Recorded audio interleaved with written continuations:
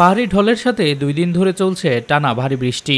সিলেটে চলমান দ্বিতীয় দফার বন্যায় মহানগর ও জেলা জুড়ে প্রায় 4 লাখ মানুষ পানিবন্দী রয়েছে। এর মধ্যে মহানগরের 15টি এলাকায় 10,000 মানুষ বন্যা কবলিত। 20 দিনের মাথায় দ্বিতীয় দফায় বন্যায় আক্রান্ত হয়েছে সিলেট। সিলেট জুড়ে প্লাবিত হয়েছে 864টি গ্রাম ও এলাকা। এসব গ্রাম ও এলাকায় 3,71,507 জন মানুষ বন্যায় আক্রান্ত। জেলা ও মহানগর মিলিয়ে 619টি আশ্রয় কেন্দ্র খোলা হয়েছে। এর মধ্যে মহানগরে 80টি। পানি বাসা বাড়ি পুরাইলিছে সব, অনেক তো রান্না বাড়া জায়গা নাই, ফাঁক করে যে খাইতো এর মতো ক্ষমতা নাই।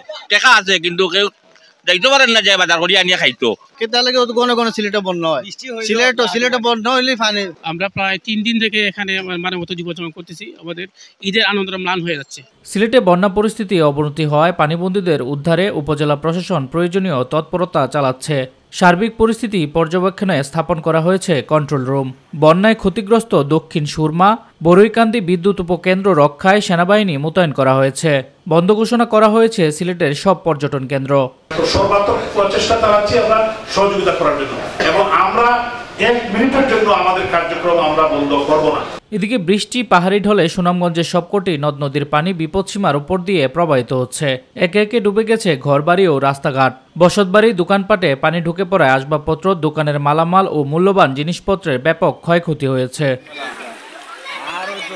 জেলা জুড়ে খোলা 100 আশ্রয় কেন্দ্রে বানবাসী মানুষ আশ্রয় নিয়েছে। পানি বৃদ্ধি অব্যাহত থাকায় সুনামগঞ্জ জেলা শহরের সাথে সবকটি উপজেলার যোগাযোগ বিচ্ছিন্ন রয়েছে। সিলেটের সুরমা, কুশিয়ারা সহ 4টি নদীর পানি বিপদসীমার উপর দিয়ে প্রবাহিত হয়ে সুনামগঞ্জের বন্যা পরিস্থিতিও অবনতি হয়েছে। শামস তাবরিজ উচ্ছ্বাস, মাই টিভি নিউজ ডেস্ক।